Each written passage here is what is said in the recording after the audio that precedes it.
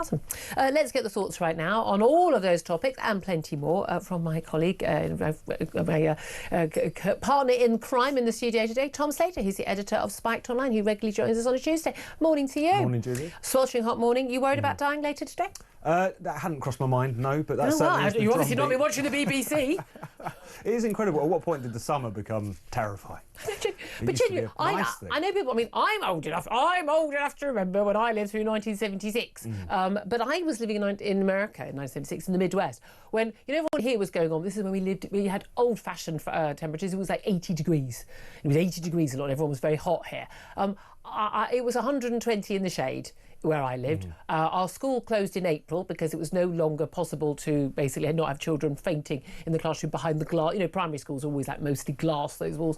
And so we just had a whole I mean, I was 8 years old. It was brilliant. We had the whole family, 8, 9 years old, the brilliant summer, 120 degrees. I mean, we all survived. It's amazing. And again, they always forget the small point is, and in winter, we don't have a warning every day that people might die because it's cold in winter, do we? No, and yet, absolutely. 9 out of 10 people who die in any temperature-related death, it's the cold, not heat, and that includes in Africa. No, absolutely. And it's that fact tells you everything you need to know about why do we always hear about heat, health alerts. Why do we always see those new weather maps they've got up where if it's about 30 degrees, it's no longer just red, it's kind of it's like dark purple.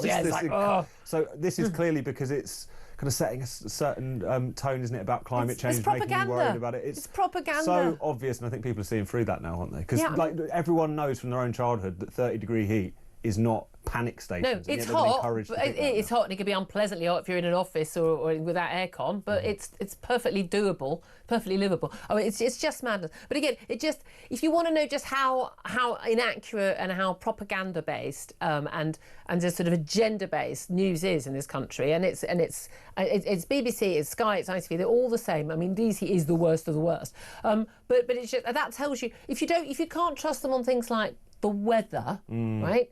Well, how can you trust them on things like, was that Al Jazeera journalist who was killed by the IDF a journalist, or was he actually a Hamas terror cell leader? Was he someone who celebrated October the 7th, who had selfies with Yahya Sinwar? I mean, how much? But they don't report that. They say that Israel's claimed that. Well, no, they've actually shown the proof of it. So, I just don't think I can trust a single word I see on mainstream media. And I did not feel that a few years ago. No, and I think they haven't even realised how much politics and bias has corrupted what they do. It's the kind of water that they swim in, so therefore they don't even realise that they're doing it. But as soon as you get wise to the kinds of biases, the kinds of ways in which things are being shaped, you see it everywhere. I mean, and this is opinion radio and TV. This is what we do. I'm employed to give my opinion. But it's based on the facts. I mean, I change my opinion if the facts are, if I get new facts or the facts change. But yeah, it's extraordinary. That's supposed to be, there is nowhere I can go now for completely unbiased factual news in the mainstream at all. But anyway, let's talk about boat crossings, because again, desperate migrants fleeing France. Of course, they're illegal migrants. They are largely young men of fighting age. 50,000 is likely to be the number that we are going to be seeing today, the official figures, because we already had 49,797 officially in the latest set of figures, and once you add in Monday's 430, ta-da, you're over 50,000. It is extraordinary when you break it down to one illegal migrant arriving every 11 minutes, despite Keir Starmer promising to smash the gangs. Can we all at least agree? I'm not sure the gangs are smashed. Certainly not on today's evidence. I mean, he's only really been smashing the record for number of migrants come over in this particular period of time. I mean, it's 50% up on last year, as you say, absolutely.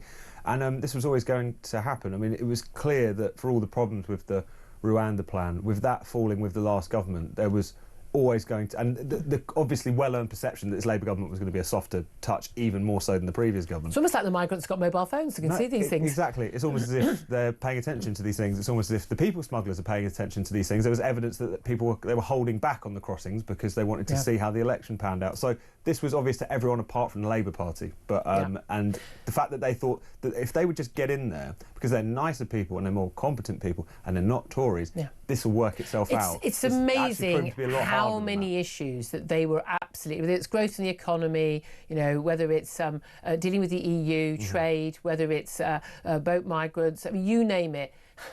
Don't worry, one that's been charged. They obviously massively underestimated how hard these things are to do and massively overestimated their competence. My biggest issue with Labour is not their policies or their beliefs, it's their abject incompetence. I mean, they are so beyond useless.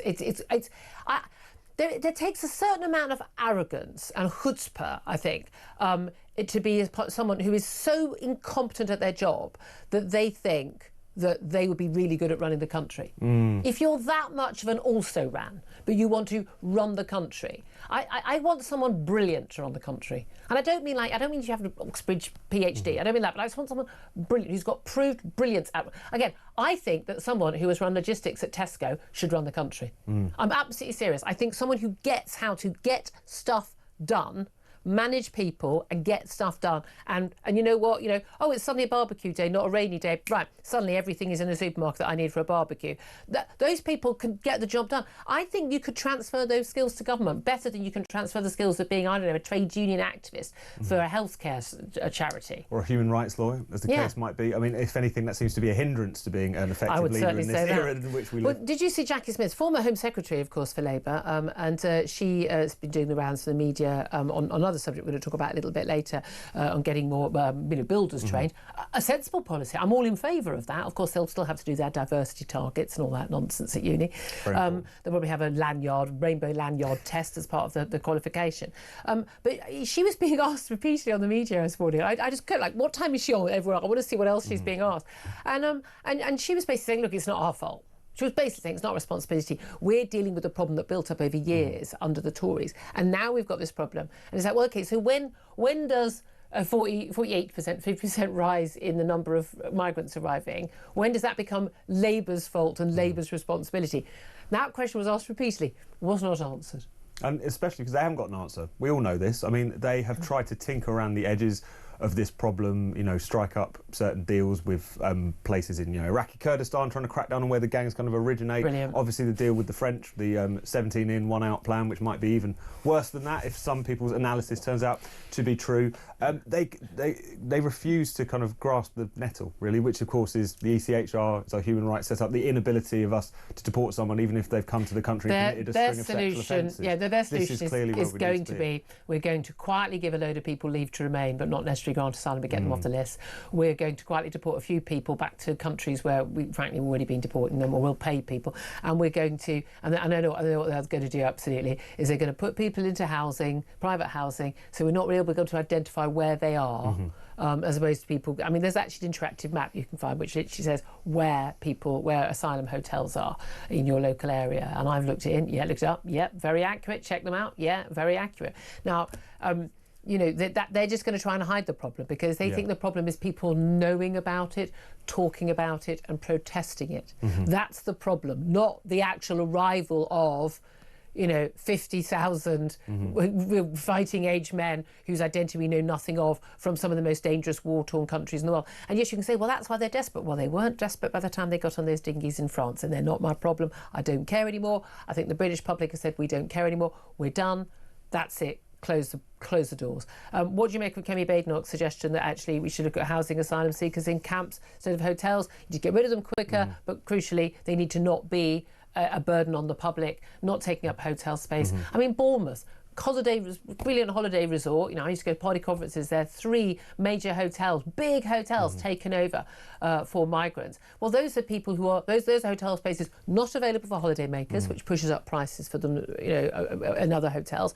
But also, those are people who are not spending on the beach, spending in the restaurants, ordering taxis. Well, they're probably driving the taxis. Who'd be kidding? But I bet you can get an Uber delivery very quickly in Bournemouth as a result.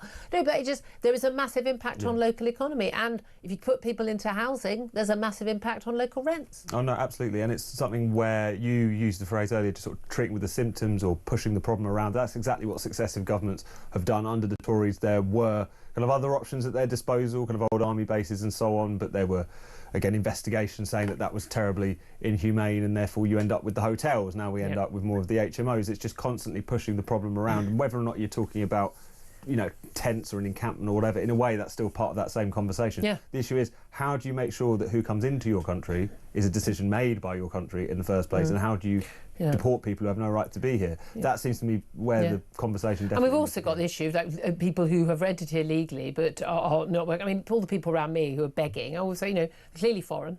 And I always say, are you here legally? If you're here legally, go and get a job. There's plenty of jobs. If you're not here legally, frankly, F off home. I mean, I say that, just go home. I mean, I always say, I'm calling the police on you now, and they always disappear, take photos of them. There's, I mean, we've got a homeless city that was in Hyde Park in London. Now those people, the police finally decided to move them. They're now all sleeping in Oxford Street, outside the John Lewis store, flagship John Lewis store in Oxford Street, just like rows and rows of them with perfect new white duvets, no doubt all stolen. And you look at these people, I'm going out on a limb. I don't think they're British. They're not war veterans who have fallen on hard times, or youngsters fleeing abusive homes and dealing with drugs, and who we should be absolutely helping every single day and getting them off the streets and helping sort out their lives. Talking about people who've come to this country how do you think they're making money, people? They've not got jobs. They're not claiming benefits, otherwise they'd be given somewhere to live. So you know how they're making money. They're shoplifting. And are they scumbags if they're shoplifting, Tom? That's the question. Because the Prime Minister apparently thinks not, after a shopkeeper put up that sign saying scumbag shoplifters. Basically, if you want to get something, I have to go unlock the cabinet for you because of scumbag shoplifters. I think that's a rather generous term. No, exactly. I mean, it could have been a lot more fruity in the language, and maybe that would have led the police to his door. But the fact that this became an issue for the law to get involved, and also the fact that Keir Starmer, so great at reading the room and sense of where the public are on things like shoplifting, and how much of a pox it is, not only on the people who own and run those shops, but also the communities which are blighted by it. To almost take offence at how someone is pushing back against shoplifters is so embarrassing. But again, I think it comes down to Keir Starmer, who's so kind of tin-eared to where the public are. But again, also, like, the police getting angry about people having... I mean, one of my local shops has got pictures of 5 or 6 shoplifters, basically saying that these are people who stop from... here they are shoplifting in our store. Well, probably in breach of GDPR. OK, send the police round. But again, why don't you send the police round when they catch the shoplifters? That might be more useful. I think people are genuinely...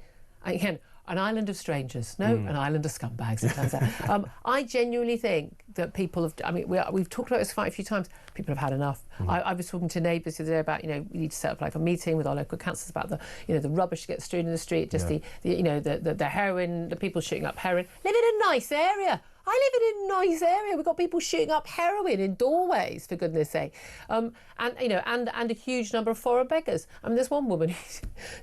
She's been begging for years near us. She's the size of a house. I'm not joking. I mean, she's doing well for herself. She's doing great trade. Claims not to have a house, but is the size of a house.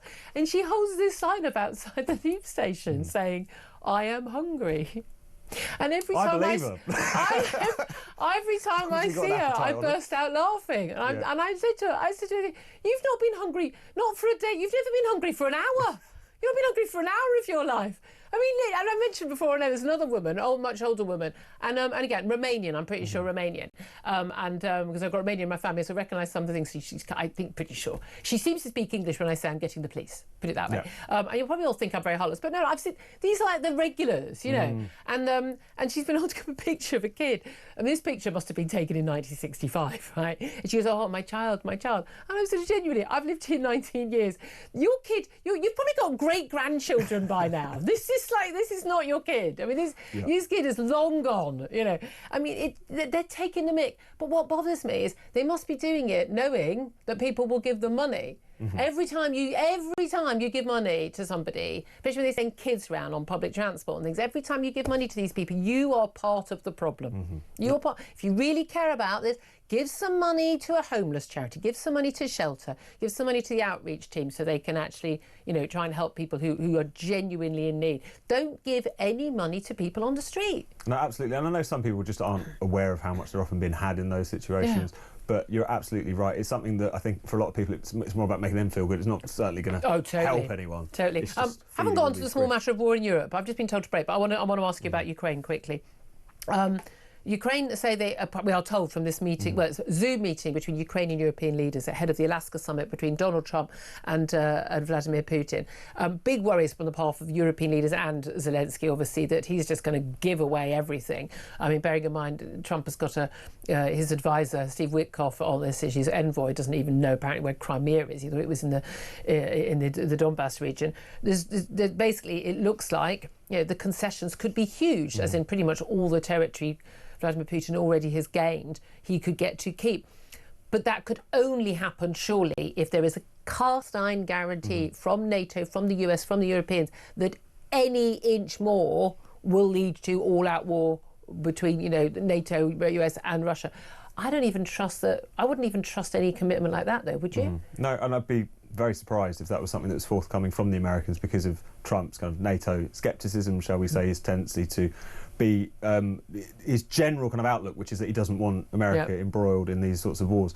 And it's just the fact that this is being stitched up almost like between the old great powers with Ukraine not even at the table, I think is a grim reminder of how, in terms of this conflict, they're invaded by Russia. They rely on the support of America necessarily, but all it takes is a change in leadership and a change of weather for that to really fall apart for them. So it's a horrendous situation they found themselves in. It does feel like they've run out of road, both domestically in terms of public support as well as in terms of Britain, international support. Britain, France and Germany, they talk a good game, but will they actually stump up? Yeah, the European powers are very good at posting statements, tweets. Ooh. We stand by Ukraine. I'm sure Putin quakes in his boots every time he sees that. But they can never put their money where their mouth is, partly because our own militaries are in a complete mess. Yeah, exactly. But you know what? Again, the message that's going to go out to Putin is that war does work, and it's only a matter of time for the next one. I think people are living in cloud cuckoo land to think that anything other than total defeat for Putin is the solution to this.